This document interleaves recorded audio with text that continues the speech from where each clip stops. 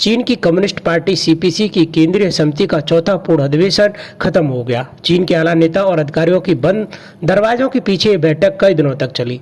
Meeting का मुख्य मकसद अगले 5 साल के लिए देश के सामाजिक और आर्थिक विकास की योजना तैयार करना है। अब चीनी राष्ट्रपति शी जिनपिंग ने एशिया प्रशांत में समावेशी विकास के लिए 5 सूत्रीय योजनाएं पेश की हैं। आपको बता दें, मौजूदा समय में चीन की अर्थव्यवस्था कई ढांचागत समस्याओं से जूझ रही है, जिन पर चीन को ध्यान देने की जरूरत है। चीन के नीति निर्माता एक मुश्किल संतुलन बनाने में जुटे हैं। साथ ही दुनिया की महाशक्ति बनने के लिए अमेरिका को भी पीछे पछाड़ना चाहता है। अमेरिका को चुनौती देने के लिए चीन के सामने 2 बड़ी चुनौतियां हैं। चीन को एक तरफ उपभोक्ता खर्च बढ़ाना है और दूसरी ओर उच्च तकनीक वाले उद्योगों के विकास को प्रोत्साहित कर विकास दर को बरकरार रखना है। चीनी नेतृत्व के लिए सेमीकंडक्टर जैसी हाईटेक इंडस्ट्री बनाना एक भू राजनीतिक प्राथमिकता है। यही शी जिनपिंग की योजना है। आपको बता दें, दशकों से दुनिया की दूसरी सबसे बड़ी अर्थव्यवस्था को निर्यात, व्यापार और बुनियादी ढांचे के निवेशों से गति मिलती रही, जबकि तीसरे स्तंभ यानी घरेलू खपत को नजरअंदाज किया गया। जैसे जैसे निर्यात और बुनियादी ढांचे के निवेश पर आधारित विकास की रफ्तार धीमी पड़ रही है, घरेलू खपत को प्रोत्साहित करने की जरूरत बढ़ती जा रही है। DW ने अपनी खबर में बर्लिन स्थित think tank Mercator institute of China studies में चीनी मामलों के विश्लेषक अलेक्जेंडर ब्राउन के हवाले से बताया कि चीन में परिवारों और उपभोक्ताओं के बीच गहरी निराशा है। उनका मनोबल इस समय बहुत गिरा हुआ है। फिर भी मौजूदा भू राजनीतिक स्थिति और आत्मनिर्भरता के लक्ष्य को देखते हुए बीजिंग अपना पैसा मुख्य रूप से औद्योगिक नीति पर खर्च करेगा। बीजिंग के सामने अमेरिका सबसे बड़ी चुनौतियों में से एक है। एडवांस सेमीकंडक्टर टेक्नोलॉजी तक पहुंच सुनिश्चित करना।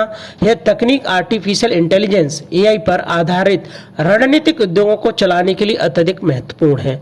सबसे एडवांस सेमीकंडक्टर चिप का निर्माण अभी भी मुख्य रूप से एनवीडिया जैसी अमेरिकी कंपनियां करती हैं।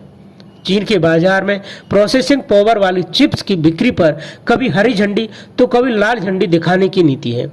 सेमीकंडक्टर के क्षेत्र में चीन को आत्मनिर्भर होना बहुत जरूरी है, जबकि वाशिंगटन लगातार अमेरिका के नेतृत्व वाली हाईटेक इकोसिस्टम से चीन को अलग करने की कोशिश कर रहा है। ऐसे में बीजिंग के लिए भू राजनीतिक प्रतिस्पर्धा अर्थव्यवस्था से जुड़ी संरचनात्मक समस्याओं से कई ज्यादा चिंता का विषय है। पिछले हफ्ते अमेरिकी राष्ट्रपति डोनाल्ड ट्रंप ने चीन से आयातित सामानों पर अधिक टैरिफ लगाने की धमकी दी, क्योंकि बीजिंग ने संकेत दिया था कि वह रेयर अर्थ मिनरल्स के निर्यात को ज्यादा कंट्रोल कर सकता है।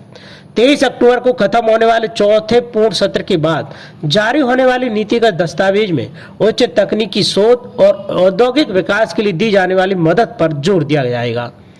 चीन के हार्ड पावर यानी सैन्य और आर्थिक शक्ति के मामले में निर्माण और उत्पादन अभी भी सर्वोच्च प्राथमिकता है। चैन के अनुसार जब संघर्ष होता है तो आखिरकार मैन्युफैक्चरिंग ही मायने रखती है, सेवाएं नहीं। हालांकि सरकारी फंड से उच्च तकनीक उद्योगों के विकास के लिए मदद करने का मतलब यह होगा कि उपभोक्ता खर्च को प्रोत्साहित करने के लिए कम संसाधन बचेंगे। भविष्य के लिए चीनी राष्ट्रपति शी जिनपिंग का नजरिया उनके इसी साल जुलाई में अपने एक भाषण में साफ नजर आता है। अपनी इस स्पीच में जिनपिंग ने कहा था, दुनिया इस समय सदी के सबसे बड़े बदलावों से गुजर रही है। वैज्ञानिक और तकनीकी क्रांति तथा प्रमुख शक्तियों के बीच प्रतिस्पर्धा लगातार एक दूसरे से जुड़ती जा रही है। शी जिनपिंग ने सैन्य परेड में कहा, दुनिया शांति या युद्ध के चौराहे पर खड़ी है। चीन उपयोग को कैसे बढ़ा सकता है, इस पर भी फोकस कर रहा है। विज्ञान और तकनीकी विकास में चीन अग्रणी है। इलेक्ट्रिक वाहन और अक्षय ऊर्जा जैसे क्षेत्रों में चीन पहले से ही वैश्विक स्तर पर सबसे आगे है। सेमीकंडक्टर और व्यावसायिक विमानन जैसे कुछ क्षेत्रों को छोड़ दें तो चीन ने अपने यहाँ हर फील्ड को विकसित करने में कामयाबी पाई है। चीन अब अर्थव्यवस्था की बुनियादी और संरचनात्मक समस्याओं को हल करने में लगा है। सितंबर में पीपल्स कांग्रेस ने निजी परिवारों की खर्च करने लायक आमदनी और अर्थव्यवस्था में उपयोग की हिस्सेदारी बढ़ाने की बात कही। आपको बता दें, इस समय चीन ने निजी खपत आर्थिक उत्पादन का लगभग 40% है। यह पश्चिमी देशों में होने वाले 60% खपत से काफी कम है। अमेरिका में तो निजी खपत आर्थिक उत्पादन के 70% तक है। हाल ही में चीन ने उपभोक्ता सब्सिडी, पेंशन में बढ़ोतरी और बच्चों की देखभाल के लिए भत्ता, सामाजिक सुरक्षा के कई उपायों की घोषणा की। DW ने brown Mercator institute of China studies में एक विश्लेषक के मुताबिक लिखा है कि ये सभी कदम चीन ने जनसांख्यिकी के बदलाव, अतिरिक्त उत्पादन क्षमता और घटते निर्यात जैसी समस्याओं के कारण मजबूरी में उठाए हैं। उन्होंने बताया, मेरा मानना है कि अगले 5 साल में इस तरह के कदम उठाए जाते रहेंगे, भले ही उनकी संख्या ज्यादा न हो। बाहरी मांग में कमी आने से विकास लक्ष्यों पर नकारात्मक असर पड़ सकता है, तो चीन घरेलू खपत को बढ़ावा देने के लिए कदम उठा रहा है। अगर आप सिर्फ बाहरी मांग पर निर्भर हैं और घरेलू मांग सुस्त पड़ जाए तो इससे बेरोजगारी बढ़ सकती है, कीमतों में गिरावट आ सकती है। लंबे समय तक ऐसा चलने पर बड़ी समस्या बन सकती है।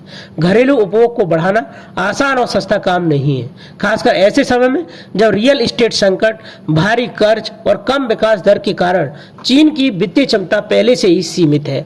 चीन मुख्य रूप से उन तकनीकी उद्योगों में अपने संसाधनों को निवेश जारी रखेगा जहां उसके पास दुनिया का नेतृत्व करने का अवसर है। उसे उम्मीद है कि इन कामयाबियों से बहुत पैसा आएगा। इस पैसे या टैक्स से होने वाली आय का इस्तेमाल पूरी अर्थव्यवस्था के लिए किया जा सकता है।